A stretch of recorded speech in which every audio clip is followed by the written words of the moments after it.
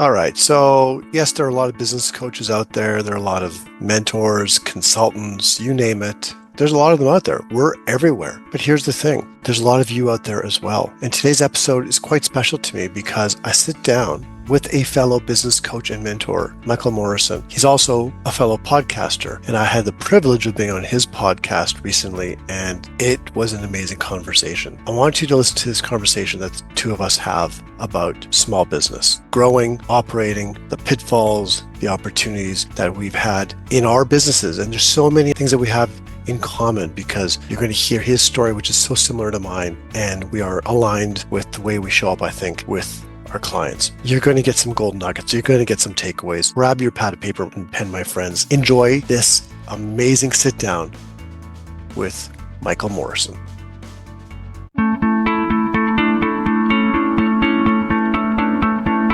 Hi, I'm Marshall Stern, and I've spent over 35 years leading and growing multiple small businesses. I know firsthand the struggles of entrepreneurship, feeling isolated, lonely, overwhelmed, and feeling like you have to do it all by yourself. I've been through multiple recessions, and I have felt the highs and the lows. I've been there, and I get it. This podcast is here to change that. Every week, I will bring you straight talking advice, real-world strategies, and honest conversations about what it takes to succeed in business without the fluff, the gimmicks, or the sugarcoating. If you're ready to stop spinning your wheels and start making real progress, then you are in the right place. This is the Stern Truth. All right, everyone. Welcome back to another episode of the Stern Truth, Business Unfiltered. And we have a special guest today, Mr. Michael Morrison. How are you doing, Michael? I'm doing fantastic. Thank you. Excellent. Well, just like you do on your podcast, which we'll get to in a moment, I would love for you to introduce yourself. Absolutely. My name is Michael Morrison. I am a business coach and business loan officer. We help small businesses, just like you do, get unstuck and build a profitable business. I am in Oklahoma, which is almost dead center in the United States. Very nice. And so what's the name of your business? So we use my name for the coaching, which is Michael D. Morrison. And then for our business loans, it's BOSS, B-O-S-S. Perfect. Love that. You have a podcast. We do have a podcast. So we've been, I believe we're going on 3 years. We have about 130 plus episodes now, and it's called Small Business Pivots. And when we started it, we tried to interview people that had got unstuck. So in other words, a lot of business owners get stuck in the United States, less than 500,000 annual revenue. And we wanted to reach out to people that had hit the $1 million mark. That seems to be the milestone that a lot of people want to hit. And so we were interviewing them to see how they got unstuck and what it took. And then it kind of evolved into, well, let's open the door to other resources, other coaches, and let's hear some different angles, perspectives, insights. And so now we're just kind of focusing on areas of the business that can help business owners grow and scale. I love that. And I've listened to many of the episodes, and I highly recommend it. Obviously, we'll put all the stuff in the show notes below. And you're going to be on there here in a few weeks. So yes, your listeners need to listen to your perspectives because you asked the questions, and now you'll be able to offer some answers. Perfect. Speaking of asking the questions, let's dive right in. All right, let's go. All right. So I guess maybe start with your journey into entrepreneurship. Did you grow up knowing you were going to do something on your own, or how did that all happen? I did not, and it wasn't until I was adulting, as they say, that I had a desire to do it. I grew up in a domestic abuse family and was allegedly kidnapped by gunpoint by my biological father, and my mother put us up for adoption. So we were kind of in a secret hiding, if you will, went by alias, last names. You know, the technology and things were different back then. My adopted parents, when we went to see my biological mom, would have to take a different route each time in case they were being tracked or anything like that. So I kind of became a introvert, big introvert, actually. Always kind of in hiding, kind of the last kid picked on the playground, lack of self-worth, all that cool stuff that, you know, many people go through. And that's the life that I lived. And so when I got out of high school and college and things, I was working for the man, as they say. And I got to the point where I got tired of the lack of culture where I was at. And so one of the things that often happened was the Friday after Thanksgiving in the United States, it's a Thursday, Thanksgiving is, and the Friday after Thanksgiving, we were like the only business, it seemed like, that had to come to work. But when we'd get to work, the business owner would say, well, the phones aren't ringing, so everybody go home at 9. I'm like, why did we even get out of bed? But what I found out was that he didn't care to be home, and so he had everybody come up and enjoy his misery. So I got to the point where I just realized I did not come from an entrepreneurial family. We were lower middle class. We were loved. We had shelter. There was nothing wrong with the family life. We didn't know any different, but we just didn't have any entrepreneur spirit in our family. And so I just got to the point where if I want a different culture, I got to go create my own. And the one thing to this day, that was almost 3 decades ago, 30 years, to this day, I've never been open the day after Thanksgiving, right? It was, here's one thing that bothers me. I want to respect people and their families, and not everybody sees things the same way as I do, but we're going to build a culture. So building a culture is one of the most fun things. It can be challenging, but it's one of the most fun things to me, because that was one thing why I started a business, and I've been a business owner ever since. Wow. Okay. That's a story. That's a story. That is the story. What? Okay, so you started your actual Boss. When did you start Boss? So that I just started about 3 years ago. I've been coaching about 15 years ago. My very first business was back in the 90s. In fact, we founded around the time Google did, but at the time, no one knew what Google was, right? If you look back in the history of when they founded, it was back in the 90s, and so they weren't anything yet. We still had to go to the library to learn about business, and as a business owner, so the first business that I started was marketing. And back then, we just had traditional marketing, direct mail, TV, phone book, radio, billboards, those kinds of things. There was nothing digital out that small businesses could use. So I got into the direct mail space because that's the company I had come from. That's what I knew best. And we just kind of evolved into a marketing firm, if you will. And that was back in the 90s, and I exited that company the year before COVID, which was 2019. We had about 80 employees, I believe. So we were of size, and we offered everything at the end from printing, promotional products, web design. So we were kind of the full gamut of marketing, if you will, and we evolved over time. That was my big business. And when I hired a coach back in 2000, somewhere in there, over time, he was like, you need to be a business coach. Have you ever thought about that? And I said, I thought you had to have a license or credentials. And he said, you've got the credentials that most business coaches don't. You've actually owned businesses. So forget that other mess. You have real world experience. And so I kind of dabbled in it for free and didn't enjoy that because no one really does anything with free information. Along the way, to scale the marketing company, we had hired high-end coaches. We had them come in, work with our teams, everything from the sales to the leadership to the owners. So I had experienced different types of coaching, different types of frameworks, different angles. And so that's why he kind of encouraged me. And so I did. And so, that coaching was expensive for a company of our size. And so it got a little frustrating, right? I'm sharing this information to the younger entrepreneur, not doing anything with it. I'm carving out time of my day. So I quit. And someone asked me later down the road, hey, do you still do coaching? I was like, yeah, that's not for me. Nobody does anything with that information. And my original coach came back and said, well, why don't you charge something? I was like, these people can't afford anything. And he's like, well, that's why they're not doing anything with the information. So I started saying, hey, I'm just going to charge you $100, right? I mean, that's reasonable, I thought, for an early entrepreneur. A little investment of them, accountability, and vice versa. And they all left, right? They all had excuses of why we can't coach, why I don't need coaching anymore. And it was because they had to pay for it. And so having scaled a business to the size that we were, there were some organizations in town that wanted me to come speak at their events, because everybody wants to know what made you successful. At what point did you feel like you were Well, there's not one point. You know that. Most of us know that. It was a combination of things over a period of time.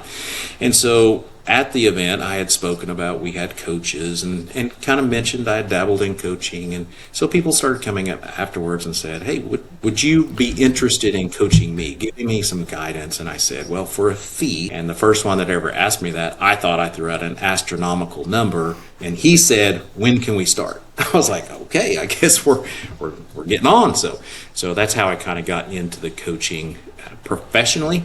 So that would have been back in, even though I was doing it, I call it my philanthropy years when I was doing it for free. But as a paid profession, I'd say it was probably around 2015. So at this time, that would be 10 plus years ago.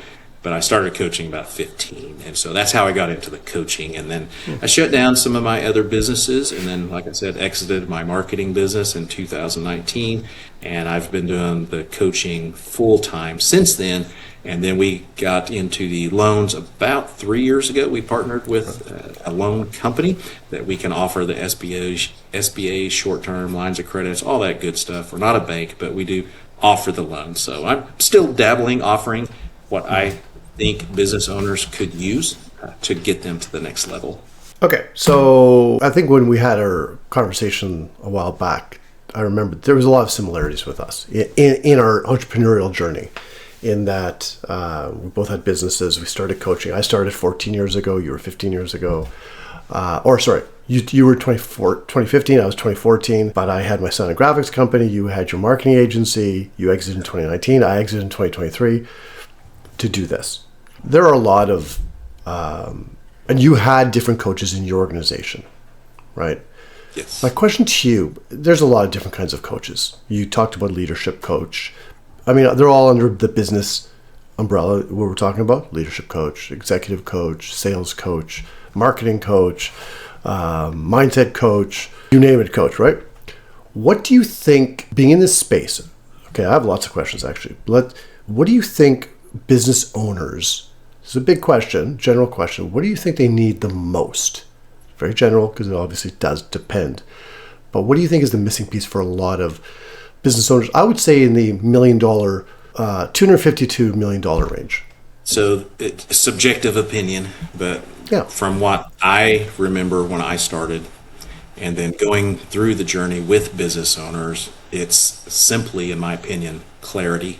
Just a lack of clarity and direction. So we kind of have what we call the GPS for business, and they're just simply lacking that map. I think most entrepreneurs are incredible people. They've got incredible souls, and they're in the right space because they know what they're doing, but they just don't know what they don't know. And so a lot of times it comes down to lack of clarity, and once they gain that clarity, and that could be with a different coach, right? But I think it's just clarity. I knew there were a lot of similarities, 100%. And taking action, because they don't know what the clarity, so they don't take. Absolutely. Or they take the wrong action because they don't have the clarity. Yeah. I say I could write the shortest personal development book. Yeah. It would be half a page with 3 steps.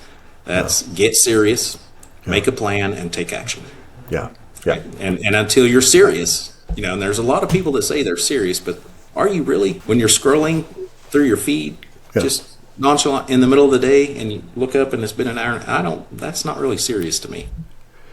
Okay, so there are a lot of systems out there, business systems, coaching systems, right? And I'm not going to name them, but you know some of them. You're familiar, maybe you've taken some of them. I have people I've had recent conversations with who have implemented some of these systems, right? What do you say? Actually, I'm going to change course here. Systems versus implementation, okay? In your experience with your own business and also coaching others, do you think a business owner, again, 250 to 1 million, aside from the clarity, where does systems come into place? Okay, because I've talked to people and they say, I think I need to have standard operating procedures. I need to put systems in place. But then you work with them on that, or they take a course, they take a program on systems, right? but they don't implement. They don't follow it. So I guess my question is, how much is too much when it comes to systemizing a business and spending all your time on the SOPs and all that kind of stuff? I'll give a quick story about a contractor that does exterior work on residential homes. And they almost purchased for $5,000 a set of SOPs for their industry. And I said, there's other avenues within your industry that may pan out better than what you're considering doing. And after they got into it, they didn't buy the SOPs, which is good because they were a startup. They'd been in business less than 8 months. They didn't buy the SOPs, and they are not doing what they would have bought the SOPs for. So in other words, if you think about a landscaper, are you just mowing yards or are you also planting trees, right? So there's different aspects of landscaping, and this was a similar situation where they went into it wanting to do this one thing. Here's a resource that they could buy the whole suite of SOPs.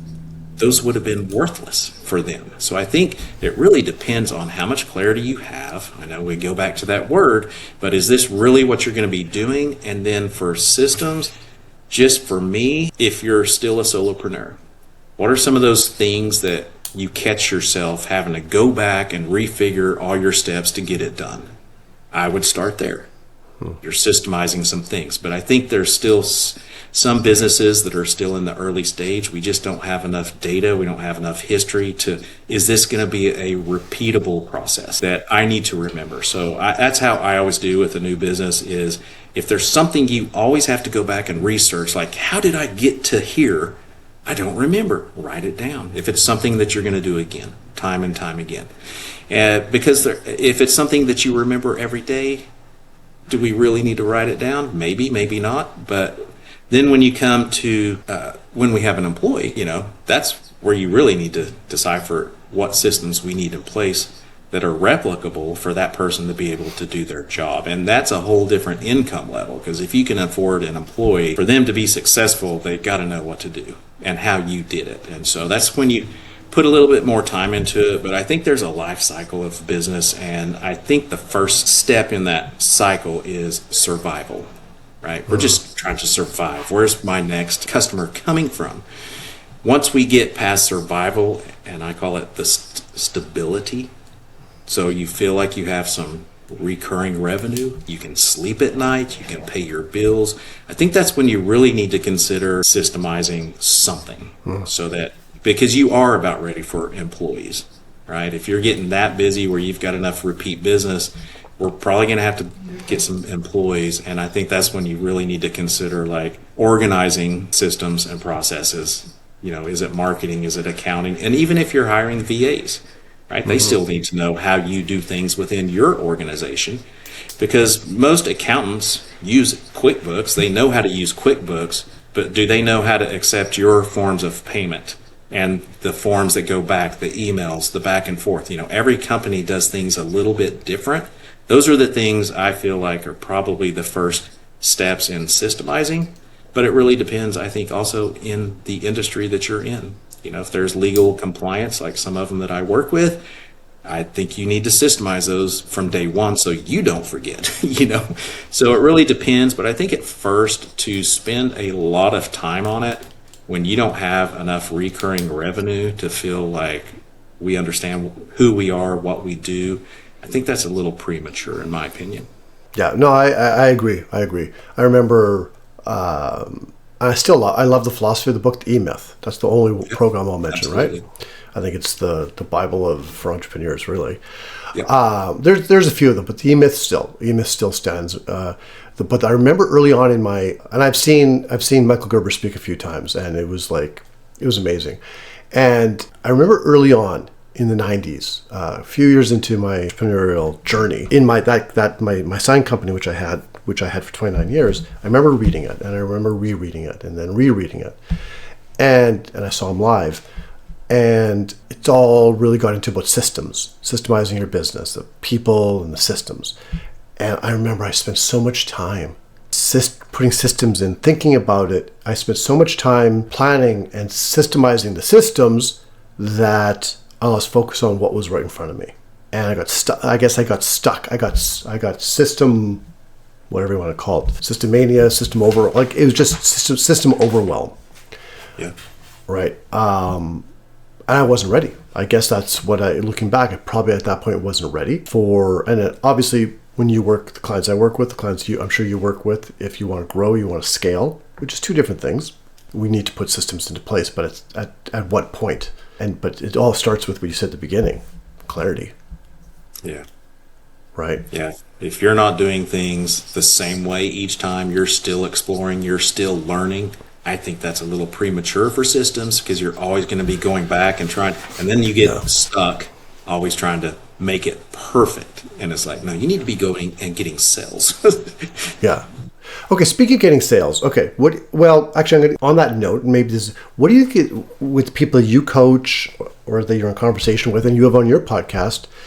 What do you see, and from your own experience, one of the things on this podcast is I love my guests and you've already shared some, gold nuggets, okay? And what would be one gold nugget that something you see time and time again that small business owners are making and that's preventing them from the growth that they really truly want? From my angle, from my lens, I see them following trends. Whatever the latest trend is, whether it's a video trend, social media trends, or here's the new platform you've got to be on, and they try to rush in there and gain their followers before everybody else does. I see that being one of them. And I also seeing working on the wrong thing at the wrong time. So, for instance, if you're trying to build your website, I know everybody needs a website, but I know business owners who will spend hours, first of all, trying to figure out the website platform, and then secondly, trying to get the shades right, the right photo, the right pic, the right content. And I'm like, you need to be picking up the phone and calling someone. You need to go have a coffee, because that website, every hour that you're delaying sales. And so, yes, you do need a website. Not going to lie, I'm not saying that. But the amount of time that they're spending on the little things that don't matter today, that website is not going to get you a client today. I can go have a coffee with someone right now, and at the end of it, they may say yes. When do we start? And so, kind of focusing on prioritizing, basically. They're not prioritizing what really matters. So I always question or ask business owners to question themselves, am I working on the right thing that's going to make a difference now? Not tomorrow, not next week, not next year, but today. Making viral videos, unless you're in that space, I don't think we need to be worrying about trying to get a video to go viral. I think we need to be having those coffees, those lunches, going to those networking, really honing in on our ideal prospect. If we don't have a sales system in place, like follow-ups, and when we follow back and CRM. For most businesses, I think sales is the number one challenge starting off. So let's focus on what sales can we get today. Yeah, but don't we want followers and like it feels good. Yeah, exactly. I agree with you 100%. I mean, there's just so much noise out there. We talk about this a lot on the podcast, right? Especially in the marketing, the coaching space and the marketing space. There's so much noise. Everyone's telling you to do this, to do that. You see those, like, again, not that I'm on it, but once in a while, Instagram or Facebook, you see the people doing the Instagram is canceled, Facebook's canceled, webinar is canceled. And why is it canceled? Because I got something else to sell you. Yeah. Right. Well, and speaking on that note, I forgot to mention, there's a lot of courses out there, right? And they all seem to be an astronomical number that promises you to 10x faster, build your business faster. Within a day, you'll have $100,000 in sales. It's a bunch of bunk. Okay. Yeah. Most business owners will tell you that have been in it for a while. It takes a plan, it takes hard work, and it takes taking action. There is no simple, do this one thing, take this one course, and by the end of the week, you're going to be living in the Caribbean. It just doesn't happen. Yeah. And that goes back to, and I'm not promoting coaching here. Oh, okay, I am. Okay, let's face it, this is my podcast. I'm promoting it, okay? Because you got two people right here who've been in business. and have been through in the trenches, and we've been through the ups and downs, we've been through recessions, we've been through pandemic and all that kind of stuff. There are a lot of coaches out there, or people call them coaches, who have very little, if any, business experience. And I'll say this one step further. I'm not telling you anything you don't already know, but it's also for our listeners. There are so many marketers out there, yes, disguised as coaches, and marketers out there selling, like marketing agency coaches, right? And they say they built a successful marketing agency, and the most success they've had is selling the program that they're selling.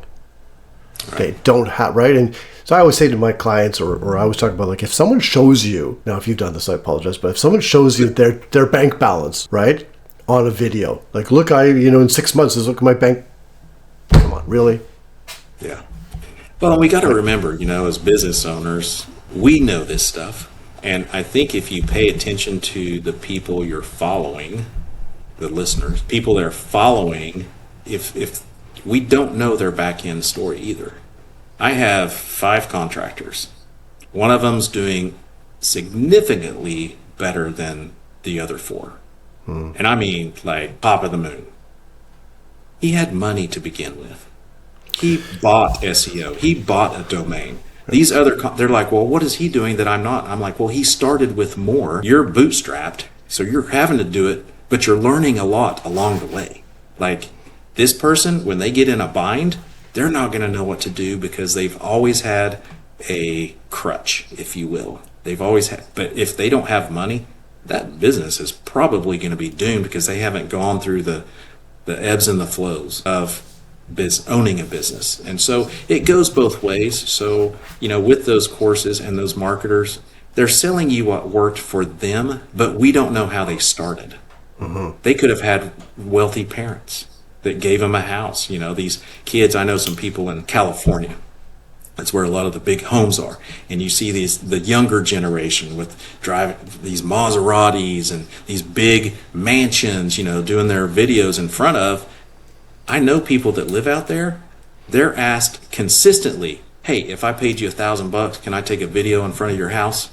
Like, we don't know that as a consumer. We're just, right. So we can't assume just what they're pitching us will work for you. There's other business coaches out there that say, I've got the program that scaled me 10x in 1 year or did this or that. Okay, well, maybe that worked for you and that's it. And I see so many franchise owners, I feel so sorry for them, that buy into a franchise that worked for that person, but it doesn't work for anyone else, right? Every business is unique, even if you're in the same industry. You're a coach, I'm a coach. I would bet that most of our systems are different. Our bank account is different.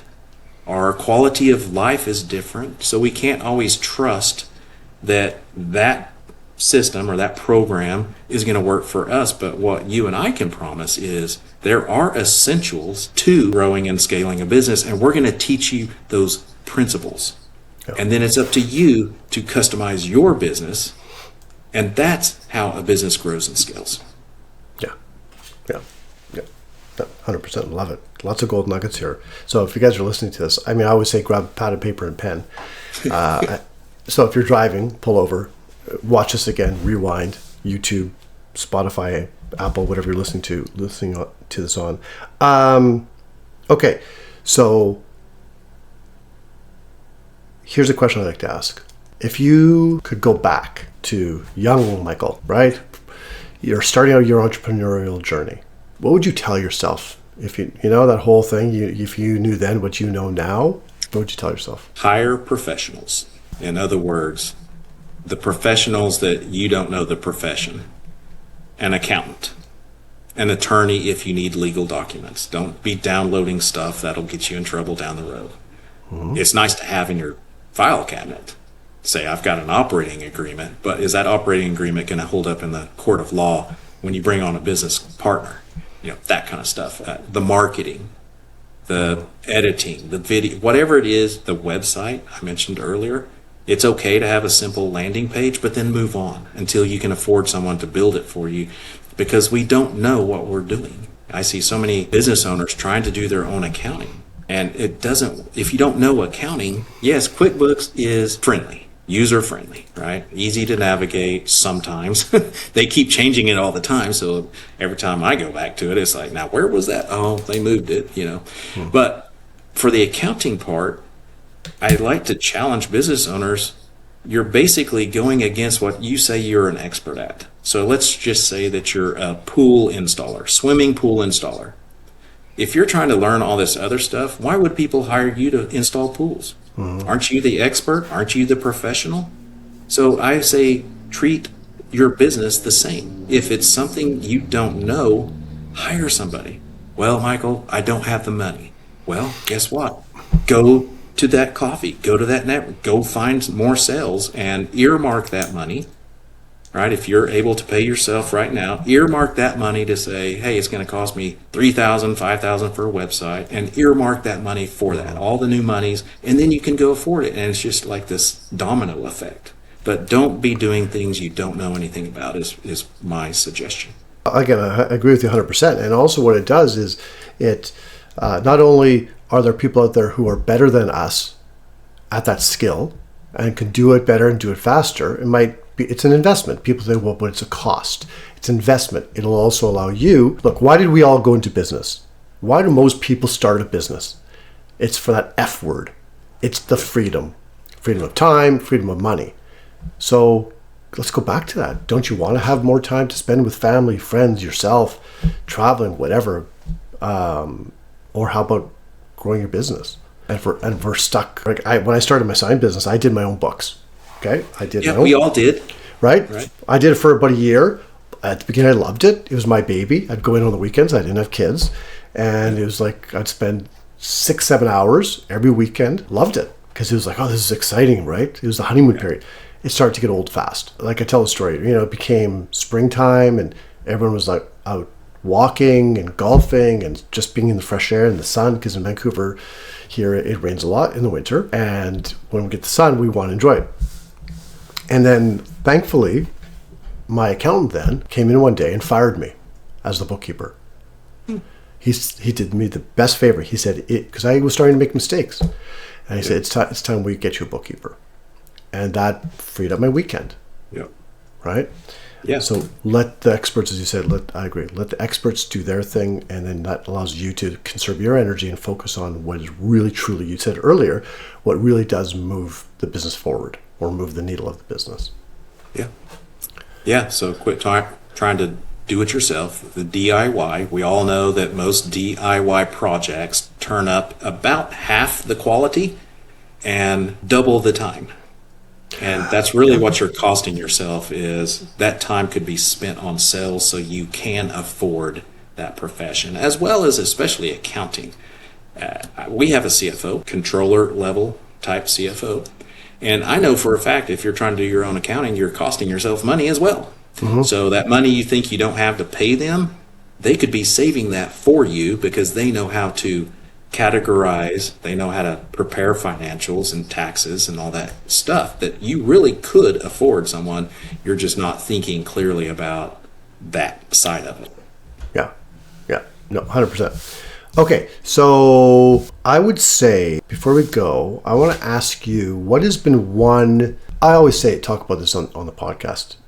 This business thing is hard, right? It's not for the faint of heart. It's hard. It can be shitty some days. It can be amazing some days. It's hard. What is some of the challenges you've faced in your entrepreneurial journey, and how have you overcome them? The unknown, right? We think everything's clicking, revenue's great, and the next day the sky is falling, the wheels are falling off the car, if you will.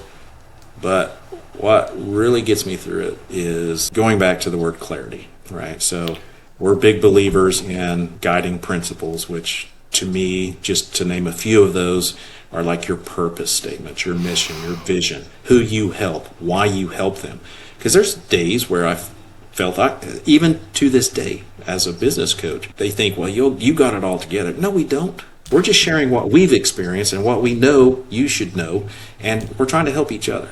But we also learn from our clients, right? Because there's things that happen. COVID, perfect example. I know everybody keeps referring back to COVID, but that was a perfect example. No one's been through that. So together, we're learning together. Well, I know this wasn't COVID here, but here's something in an economic downturn back in 2008 when our economy was collapsing. Here's some things we did, and that's literally what's kind of going on, but there seems to be a disease behind it, but it's still creating economic chaos. So, there's things we can do. But having that clarity, I like to see our purpose statement more of a passion statement. So why do you do what you do? Like for us, our passion, our purpose statement says nothing about business coaching. It says to be a voice of hope for every small business owner who is working hard and not getting anywhere. Now, when the sky is falling, I refer back, it's up here on our walls. I refer back to that, go, you know what? But there's a lot more people that fit that category, and I need to get back to work and help find those people. So as long as you're understanding why you're in business, who you serve, as you build those elements, it becomes more clear, like, you know what, that was just a bump in the road. That was just a little detour at the end of the road, but there's still a lot more people that need me. Let's learn from that. Let's get through that. Put it into a system if it's something that you need to do to not have it happen again, and then move on. Because having those guiding principles, you now have purpose. And I don't mean just with the statement, but you have purpose of why you even exist. And that helps guide me through those challenges. Yeah. Again, I'm so glad I've been able to connect with you and have you on, because everything you're saying, I agree with 100% for whatever it's worth. My listeners know it. We talk about our purpose, the why we do what we do. And that's what with my clients, same thing. Like that is one thing I teach them. You need to get really clear on why you do what you do, because there are some shitty days out there. Absolutely. There are people get sick. We lose people we love. We lose clients. Prospects ghost us. Clients don't pay. And if you kind of forget that purpose, the mission, the why, it can be really, really difficult, and you could just give up. Yeah. Right? So. Yeah, absolutely. Yeah. So clarity. Last question about clarity. What do you think clarity does for someone? I think a lot of business owners were living in this fog because we don't know what to do next. And I think clarity, if I were to say the one comment I hear from most business owners that call us, that reach out to us, they say, if I just had a step-by-step plan, I could conquer this. And that's what clarity is. When you understand what you do, who you do it for, you've got systems like sales funnels and systems and things in place. You just keep following the steps, right? Let that little bump in the road, but I got something else to do next. I never let it bring me down like it's the end of the world. It was a speed bump in the road.